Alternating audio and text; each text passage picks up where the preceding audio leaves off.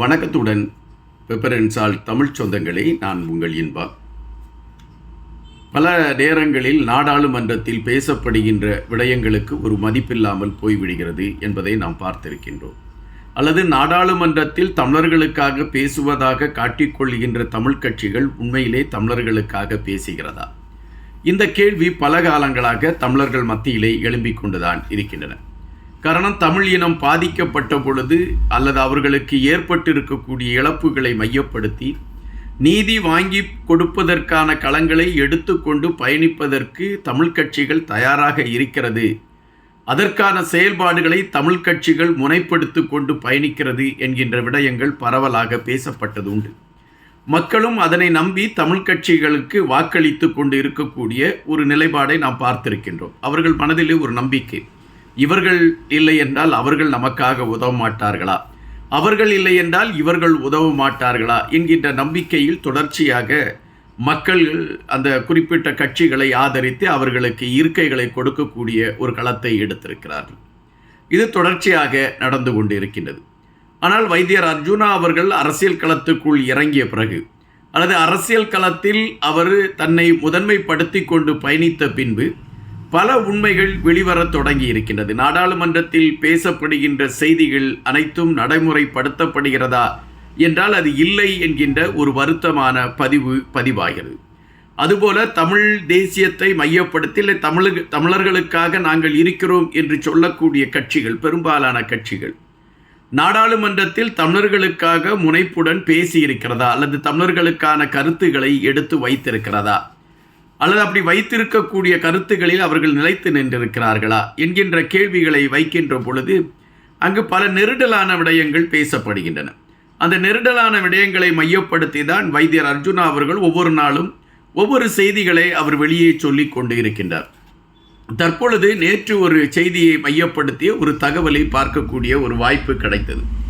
நாடாளுமன்றத்தில் இருக்கக்கூடிய ஆளுங்கட்சியை சார்ந்தவர்கள் எப்படி தமிழரசு கட்சியோடு ஒரு கூட்டணியை அவர்கள் அமைத்து கொண்டு இருக்கிறார்கள், நாடாளுமன்றத்தில் அவர்கள் நடத்தி கொண்டிருக்கக்கூடிய விளையாட்டுகள் எது என்கின்ற விடயங்களை மையப்படுத்தி வைத்தியர் அர்ஜுனா அவர்கள் பேசி இருக்கக்கூடிய சில விடயங்களை தான் நேற்று நான் பார்க்கக்கூடிய ஒரு வாய்ப்பு கிடைத்தது. அதாவது, ஐநா மன்றத்தின் ஆணையர் இலங்கைக்கு விஜயம் செய்கின்றார். இலங்கைக்கு விஜயம் செய்கின்ற ஐநா மன்றத்தின் ஆணையரை நாடாளுமன்ற உறுப்பினர்கள் சந்தித்து பேசுவதற்கான ஒரு கூட்டம் ஏற்பாடு செய்யப்படுகின்றது. அந்த கூட்டத்தில் யார் யார் பேசுவார் என்கின்ற ஒரு அடிப்படையும் எடுத்து வைத்து விட்டார்கள். தமிழர்கள் சார்பில் ஐயா ஸ்ரீதரன் அவர்கள் பேசுவார்கள் என்பதுதான் அதில் சொல்லப்பட்டிருந்த ஒரு நிலைப்பாடு. அதுபோல அந்த ஆணையர் அவர்கள் வந்த பொழுது ஸ்ரீதரன் அவர்கள் பேசியிருக்கின்றார். அதிலே பெரிய சர்ச்சைகள் இருக்கின்றது. ஒரு 4 வார்த்தைகள், வரிகளை மட்டுமே பேசிவிட்டு அமர்ந்து விட்டார் என்கின்ற ஒரு பெரும் சர்ச்சை பேசப்பட்டு கொண்டு இருக்கின்றன. அதற்கு ஸ்ரீதரன் ஐயா இதுவரை எந்த பதிலும் சொல்லவில்லை என்பது ஒருபுறம் இருக்கக்கூடிய சூழலில் அதன் பின்பு வைத்தியர் அர்ஜுனா அவர்கள் நான் பேச வேண்டும் என்று எழும்பி கேட்கின்றார். அப்படி கேட்கின்ற பொழுது அவருக்கு அதற்கான வாய்ப்பை அந்த ஐநா மன்றத்தின் ஆணையர் கொடுக்கின்றார். அப்பொழுது அவர் எங்கள் மக்கள் எவ்வளவு இன்னல்களை பட்டு கொண்டு இருக்கிறார்கள் என்கின்ற விடயத்தை மையப்படுத்திய செய்திகளை எடுத்து வைக்கிறார்.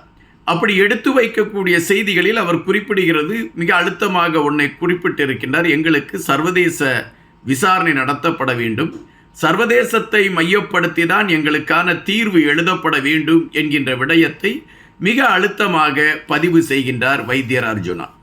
ஆனால் தமிழ் கட்சிகள் தமிழர்களுக்காக நாங்கள் பேசுகிறோம் என்று இதுவரை 16 ஆண்டு காலங்களாக இருக்கைகளை பிடித்து கொண்டு பயணித்து கொண்டு இருக்கக்கூடிய தமிழ் கட்சிகள் தமிழர்களுக்கான தீர்வு ஒரு தேசிய உலக அளவில் அந்த தீர்வு அமைய வேண்டும் என்று நினைக்கின்றதா அல்லது சர்வதேச அளவில் அந்த தீர்வு இருக்க வேண்டும் என்று நினைக்கிறதா என்றால் இல்லை என்பதைத்தான் வைத்தியர் அர்ஜுனா பதிவிடுகின்றார். காரணம், அந்த ஐநா மன்றத்தின் ஆணையரிடம் பேசிய ஐயா ஸ்ரீதரன் அவர்கள் எங்கள் நாட்டை மையப்படுத்தி நடக்கக்கூடிய விசாரணையே போதுமானது என்று தெரிவித்தார் என்கின்ற குற்றச்சாட்டை எடுத்து வைத்தார். எனவே வைத்தியர் அர்ஜுனா அவர்கள் அந்த ஐநா மன்றத்தின் ஆணையரிடம் எடுத்து வைத்த கருத்துக்களை உள்வாங்கி கொண்டுதான் அதன் பின்பு ஐநா மன்ற ஆணையர் தமிழர்கள் பகுதிகளுக்கு விஜயம் செய்யவும் தமிழர்களுடைய வேதனைகளை பார்த்து புரிந்து கொள்வதற்கான ஒரு களம் அமைந்தது என்று குறிப்பிடுகின்றார்கள். இதனை மையப்படுத்தி தான் வைத்தியர் அர்ஜுனா அவர்கள் நேற்று பேசியிருந்தார். அந்த பேச்சிலே அவர் குறிப்பிட்டிருந்த விடயம், ஆளுகின்ற கட்சியும் தமிழரசு கட்சியும் எவ்வளவு கூட்டணி போட்டு கொண்டு இருக்கிறது.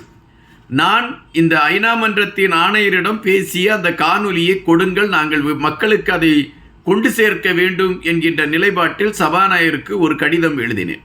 ஆனால் சபாநாயகர் அதை கொடுக்க முடியாது என்று அறிவித்து விட்டார். அதன் பின்பு நான் தகவல் அறியும் சட்டத்தின் கீழ் மீண்டும் கேட்டிருக்கிறேன். இப்பொழுதும் முடியாது என்று அறிவிக்கின்றார்கள். சட்டத்தின் அடிப்படையை வைத்து பார்க்கின்ற பொழுது இந்த தகவல் அறியும் உரிமை சட்டத்தின் கீழ் அந்த காணொலியை கொடுப்பதில் தவறில்லை என்கின்ற விடயம்தான் முதன்மை பெறுகிறது, அல்லது எல்லோராலும் அதுதான் சொல்லப்படுகின்றது. ஆனால் ஆட்சியாளர்கள் ஏன் அதை கொடுப்பதற்கு இவ்வளவு சுணக்கம் காட்ட வேண்டும்? ஒருவேளை ஸ்ரீதரன் ஐயா அங்கு பேசிய விடயத்தில் இவ்வளவுதான் பேசினார் என்பதை மக்கள் தெரிந்து கொண்டு விடுவார்கள் என்கின்ற அச்சத்தில் ஆட்சியாளர்கள் தமிழரசு கட்சியை சார்ந்தவர்களை காப்பாற்றுவதற்கான ஒரு முயற்சிகளை எடுக்கிறார்களா என்கின்ற கேள்விகள் எல்லாம் எழும்பியிருக்கின்றன. அதே வேளையில் சுமந்திரன் அவர்கள் பிள்ளையான் அவர்களோடு நெருக்கமாக இருந்துவிட்டு இப்பொழுது பிள்ளையான் அவர்களுக்கு எதிராக கருத்துக்களை பதிவிட்டிருப்பது வியப்பான ஒன்றாக இருக்கிறது என்றும் வைத்தியர் அர்ஜுனா அவர்கள் குறிப்பிட்டிருக்கின்றார். தனக்கு கிடைத்த 6 நிமிடத்தில் 3 நிமிடத்தை நான் 6 நிமிடத்தில் 3 நிமிடமாக நீங்கள் குறைத்து விட்டீர்கள், அந்த 3 நிமிடத்தில் எங்கள் மக்கள் சார்ந்த விடயங்களை நான் பேசிக்கொள்கிறேன் என்று வைத்தியர் அர்ஜுனா பேசி அதிரடியை கிளப்பி இருக்கிறார் என்பதுதான் தற்பொழுது அந்த காணொலியை பார்க்கின்ற பொழுது நமக்கு தெரியக்கூடிய ஒன்றாக இருக்கின்றது. அதுபோல சில வேதனைகளையும் வைத்தியர் அர்ஜுனா பட்டிருக்கின்றார். தமிழ் மக்கள் முதலில் புரிந்து கொள்ள வேண்டும் தங்களுக்காக யார் இருக்கிறார். அப்படி இருக்கக்கூடிய நேர்மையான தலைவர்களை அவர்கள் தேர்ந்தெடுக்க வேண்டும். ஏதோ இந்த கட்சிகள் நம்மை காப்பாற்றுவார்கள் என்கின்ற அடிப்படையில் தொடர்ச்சியாக அரசியல்வாதிகளை நம்பி தமிழ் மக்கள் தங்களை ஏமாற்றி கொண்டிருக்கின்றார்கள், ஏமாந்து கொண்டிருக்கின்றார்கள். அதற்கான தெளிவுகள் இல்லாத ஒரு சூழலைத்தான் அவர்கள் கையில் எடுத்து கொண்டு இருக்கின்றார்கள். இது அரசியல்வாதிகளுக்கு ஒரு பெரிய ஒரு சந்தோஷ விடயமாக மாறிவிடுகிறது. எனவே அவர்கள் மக்களை எப்படி ஏமாற்றி விடலாம் என்கின்ற கணக்கீட்டில் அவர்கள் தொடர்ச்சியாக பயணிக்கக்கூடிய ஒரு களத்தை எடுத்து கொண்டு இருக்கின்றார்கள். தற்பொழுது மக்கள் விழிப்படைய தொடங்கி இருக்கின்றார்கள். இந்த விழிப்பு தான் மாற்றத்தின் அறிகுறியாக இருக்கும் என்கின்ற கருத்துக்களை வைத்தியர் அர்ஜுனா எடுத்து வைத்திருக்கின்றார்.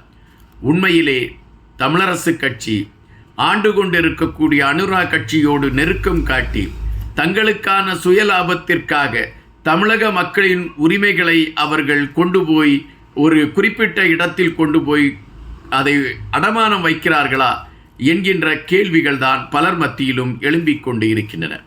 இதற்கான விடைகளை நாடாளுமன்றத்திலே வைத்தியர் அர்ஜுனா இன்னும் பல விடயங்களை குறித்து பேசும் பொழுது நம்மால் அறிந்து கொள்ள முடியும் என்பதுதான் நிஜம். நன்றியுடன் என்பா.